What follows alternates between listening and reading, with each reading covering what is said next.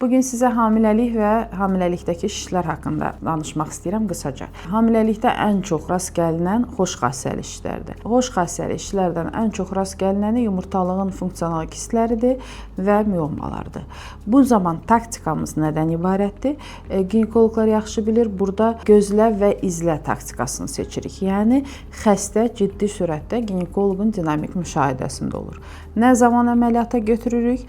Əgər xəstədə təxirə salınmış təcili bir hal baş verərsə, yəni hər hansı bir kistdir, miomdur, sürətlə böyüyərsə və yaxud daxili qanaxma, burulma və s. kimi hallar olarsa, bu zaman xəstə təcili cərrahi əməliyyata götürülür. Bəs hamiləlikdə bədxassəli şişlərə rast gəlinirmi? Bəli, xüsusilə yumurtalıq bədxassəli şişləri hamiləlik zamanı rast gəlinir və bu xəstələrə də xüsusi yanaşma onkoloq və ginekoloq tərəfindən birgə aparılmalıdır. Ehtiyac olarsa cərrahi əməliyyat, hətta eyni zamanda əməliyyat və yaxud da ki, medikal kimyəvi preparatlarla müalicə və s. aparıla bilər. Sağ olun, salamat qalın.